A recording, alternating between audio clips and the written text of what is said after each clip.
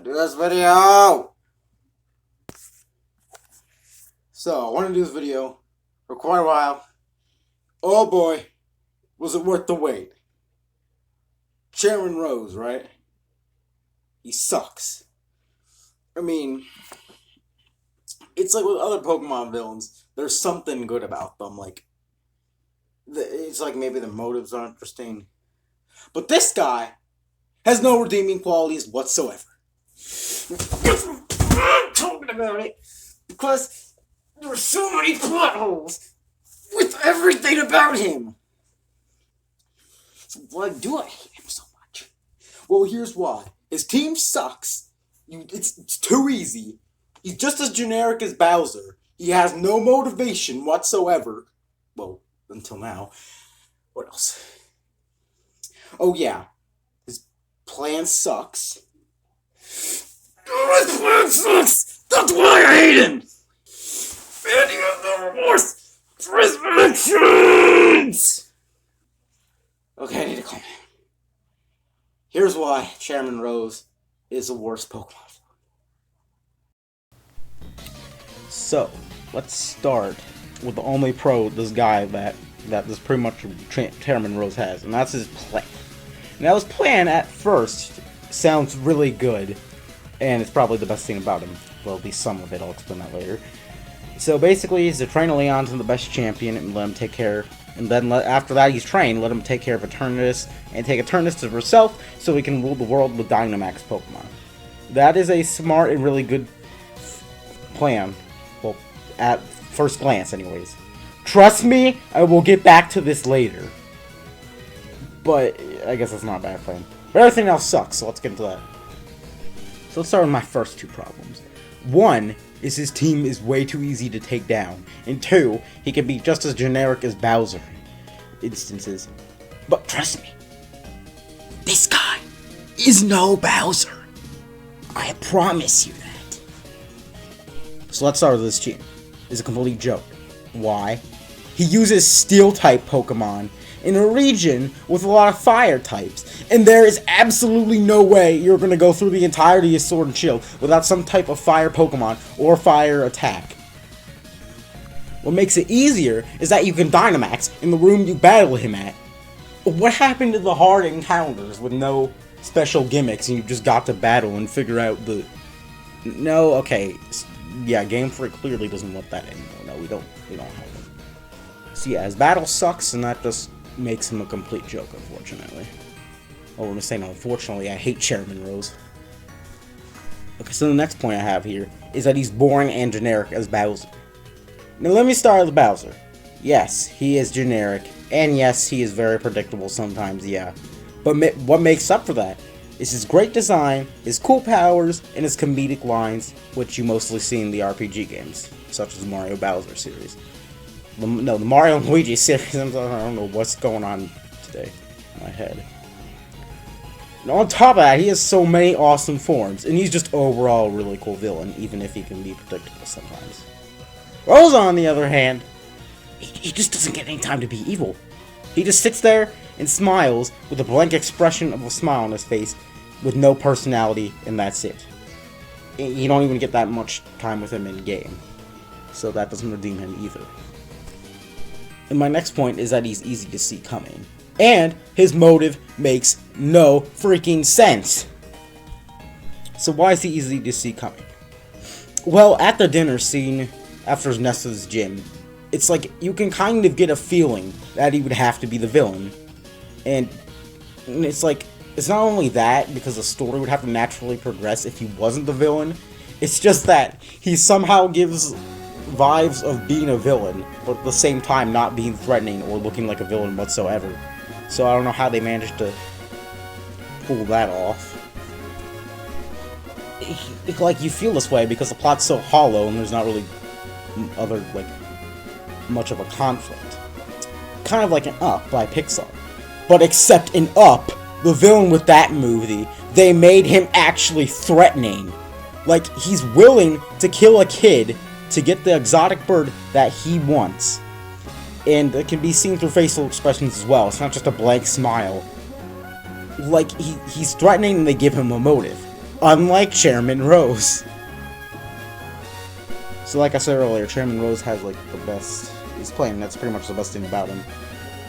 But that plan has no motive whatsoever. Why is he so crazy about changing the future even though it's coming up in a million years? Why does he want to destroy the threat if it's not coming?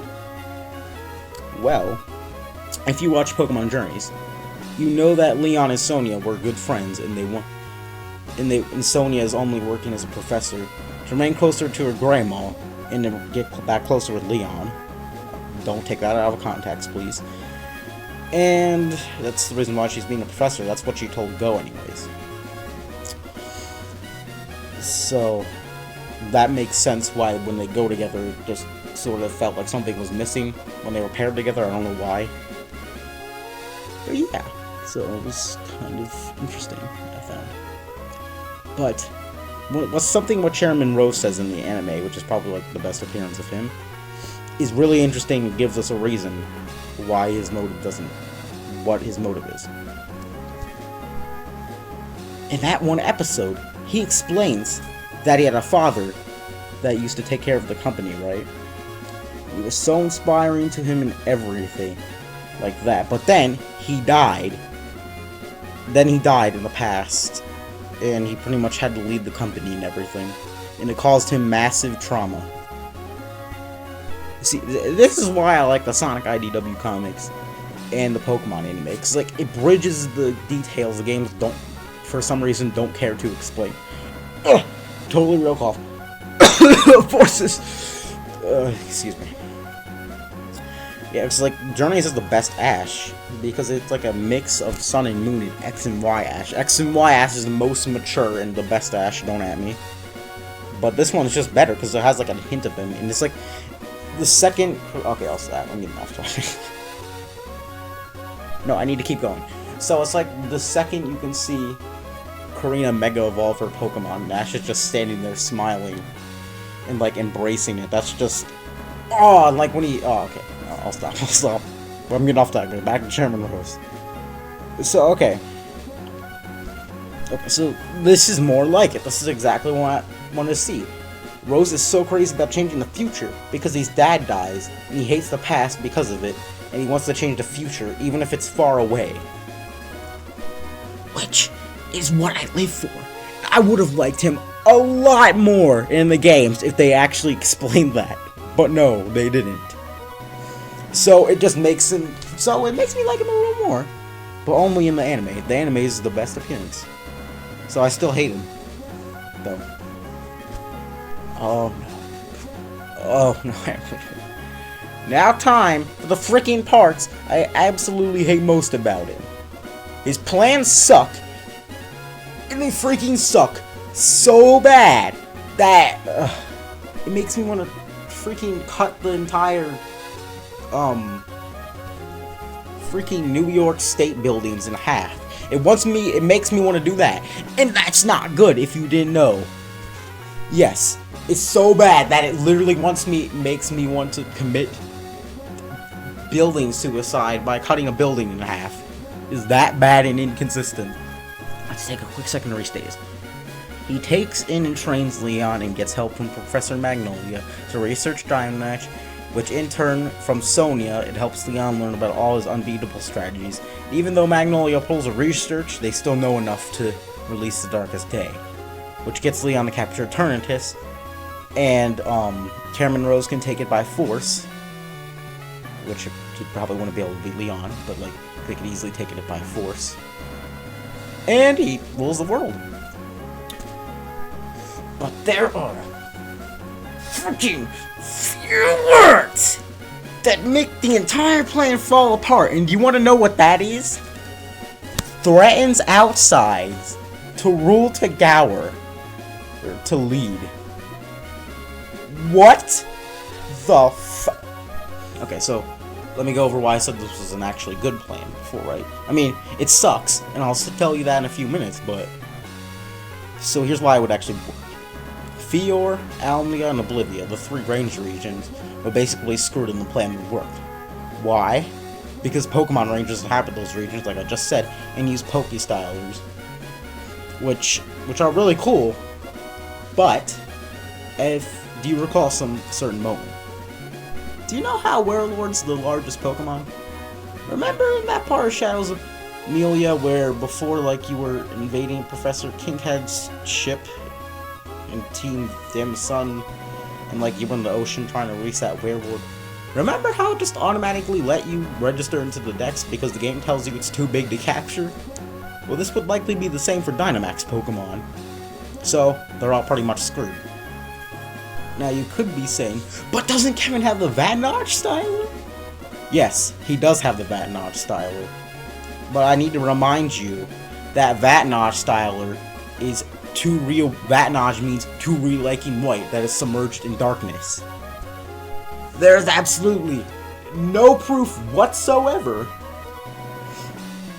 that Darkerai's powers to unpurize the Heartlands of Darkness works the exact same way in Dynamaxing. So, since there's no evidence to show that does the same thing, Kevin Styler would do absolutely nothing. So, they're still screwed. So, smart thinking, Chairman Rose. You actually thought of something decent. But there is one thing that still is inconsistent. Remember how Ben Styler in the beginning of Guardian Signs just kind of broke, so the Pokésys likely doesn't work the same because of that reason? Well, you know how the Pokemon actually attack on the board? Yeah, they could just... You could just, you know, do that, and the Pokemon would probably go down instantly because the Dynamax Pokemon are really weak. I'll get into that later. So no, your plan still freaking fails, and you still suck. So ha. Even if it wasn't Ben or Summer Styler, or even the Vatnotch Styler, if any of the other Rangers could, like, do anything, they could just capture the Pokemon themselves and tell them to use an attack. They can do that. We've seen them do that before. What is wrong with Chairman Rose? Even if he's slightly thinking about things, he just doesn't consider what... Oh my god. So if this plan could slightly work, it has a chance of working, and they don't think out of the Ranger Unions wouldn't think outside of the box, then why am I saying this is a bad plan? Because of everything else! Because literally every single protagonist has a legendary Pokemon. They could easily destroy the Dynamax Pokemon without problem, even if it's a Eternamax Eternatus. Now, I can't show you this, because I actually don't have access to most of my legendary Pokemon right now, because, you know, I don't feel like paying for my home subscription right now. But go try this out if you have any of these legendary Pokemon, especially the Weather Trio. That works best with them. Because, like, you use one attack, and those Dynamax Pokemon are just dead. It's that easy. And yes, I'm talking about level 100. Every single protagonist should have a team at level 100. It's been literally 25 years during each games, not to mention the other crappy time periods. Trust me, they kill them faster than Zacian and Zamazentus sometimes. I swear to God, that's how fast they kill it. It's like, I'm being serious. Try it out. And speaking of the protagonists themselves, what is stopping Red, Ethan, Brendan and May, Dawn and Lucas, Hilda, Nate and Rosa, Callum and Serena, Elio or Celine from completely destroying Rose? They all have experience of destroying evil teams and going on journeys, and are still alive. There is no evidence to show that A, they're not alive, and B, didn't get more experience in between games. And no, don't give me the regions are too far away in the comments, because we don't know where the regions are. Pokemon has not given us a map of the regions. Maybe I wouldn't even make this video if we had a map of the regions. But no, we don't. So don't comment about it, or else I'm going to block you and report you for rape. I don't know. But you might say, okay, is it really that experienced? Maybe they just stopped doing it. They did not stop doing it. It's likely that the protagonists already married each other. The example I'm going to give is Brendan and May, because it's like at the end of ORS, they obviously go on a date.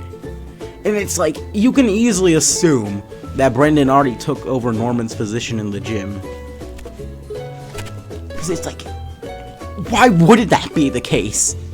It's like, why would you be, oh my god. And it's like, I could just go on with every character about how much more experienced they would be, and how easy it would be to break through Chairman Rose and kill them with his outside the ring! Oh, don't try anything, kids. That won't be good. We're outsiders. No, they ain't gonna do anything to us. I got horrible Galar particles that die in one hit. Okay, yeah, that wasn't in the video. Script that off. It is. Yeah, I can't go on. But that's not even mentioning the main protagonist. What about all the gym leaders in Elite Four? It's like, is Cynthia or Sharon or any other of the great gym leaders, or maybe even assistants like Bianca, can't do anything? It's like, you're telling me Cynthia, let me say that again, Cynthia can't kill a Dynamax Pokemon. Cause if so, you need to go straight to a mental hospital and get some help.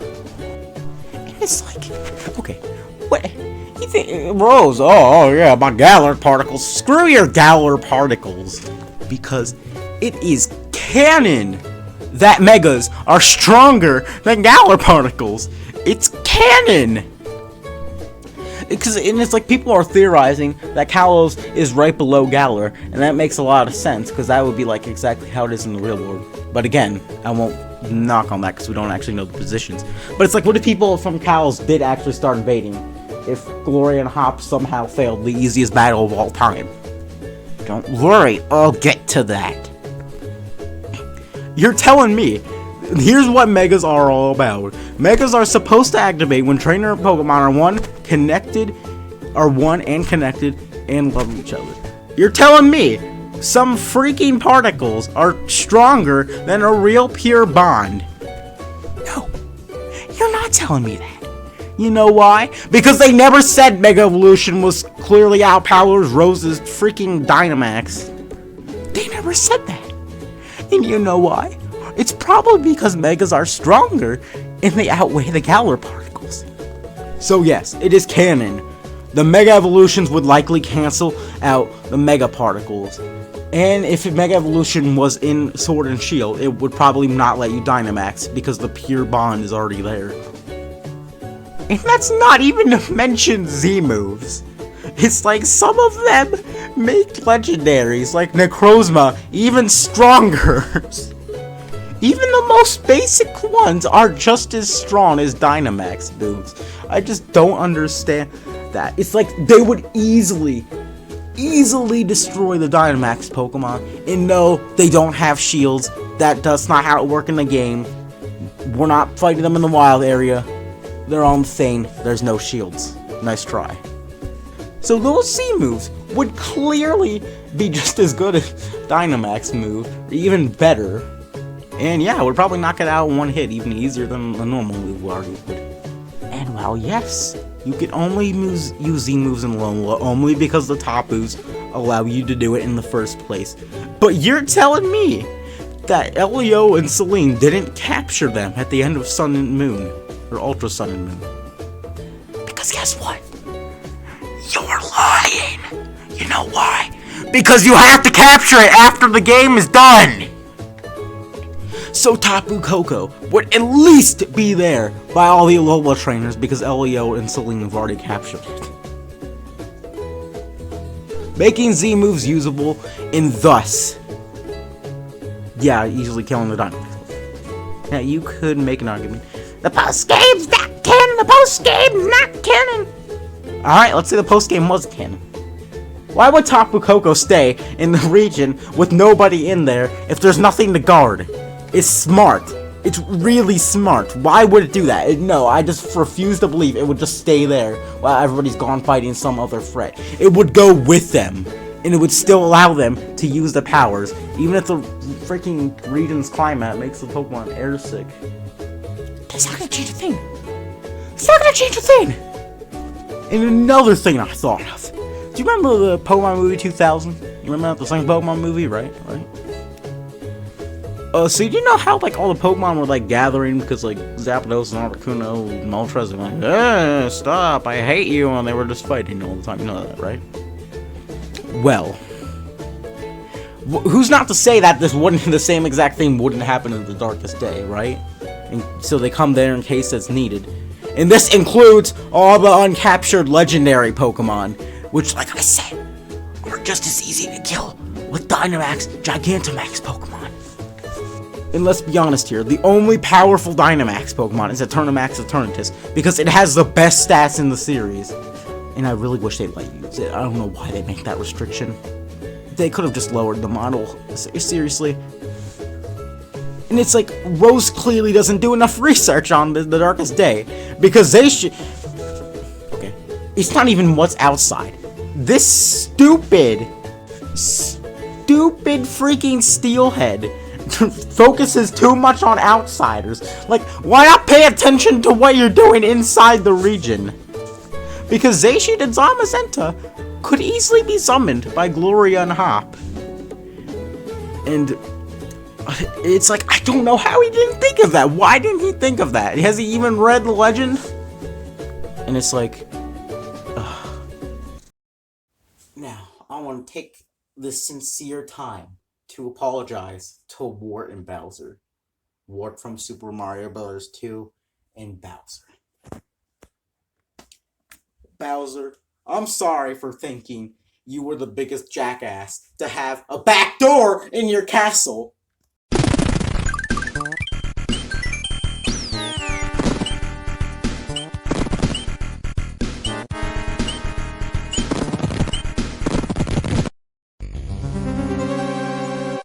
Super Mario World.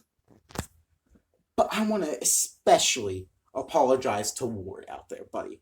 I'm sorry. I mean, I thought you were a total, complete, dumb jackass for having a vegetable machine in your room when you hate vegetables.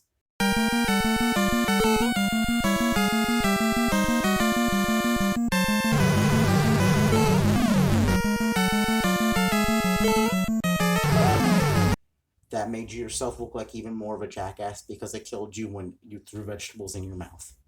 I'm sorry. Because we've got a brand new jackass. That is Chairman Rose. Oh my god. Never before have I seen such a jackass in my entire life since Wart from Super Mario Bros. 2. 1988! Since I have seen jackassery. You oversized, freaking steel-headed businessman.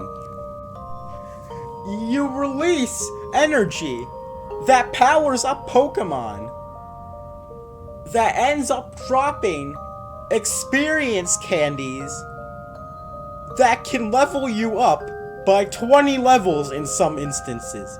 Are you out of your mind? And no, this energy is unlimited because Eternatus is up there. So no matter how long it's up there, they're gonna keep respawning more XP candy so you can easily defeat me. No, I'm pretty sure freaking Mort's vegetable machine. No, Jackass second, his vegetable machine. I'm pretty sure it eventually runs out of vegetables. So you have to restart. I'm pretty sure that's what happens. It's not like it infinitely responds. But Chairman Rose, oh yeah, he's got infinite rare candies and freaking XP candies for everyone to level up their Pokemon and easily kill him from inside the region. What is he thinking? What is wrong with you? Do you even know what Pokemon drop when they are defeated? What are you doing? How are you so stupid? Like, bro. And let's just say your plan somehow freaking worked, and all of that I just mentioned somehow didn't happen because some freaking jerk commenter, like, oh yeah, that doesn't count. The plan would still fail. Arceus is canon. Arceus. Do you stupid commenters know who Arceus is? Even if all that stuff didn't work that I mentioned before, Arceus would wake up because this is a desperate situation and the whole world could be destroyed and ruled by this freaking jackass for the whole entire world, and that's not good. And it's canon. You can't kill Arceus. Even if you do knock it out in game, it just flies away or it just recovers in the movies. So there is that. Your plan will always fail.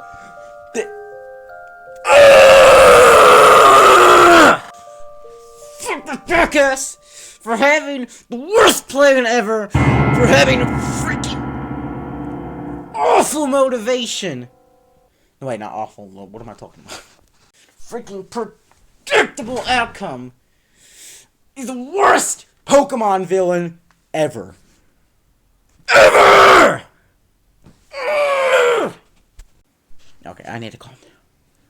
So Chairman Rose is a bad villain, and he's always gonna suck. But I do like his anime friends. But that's it. He sucks. The end. Don't argue with me. End of freaking story.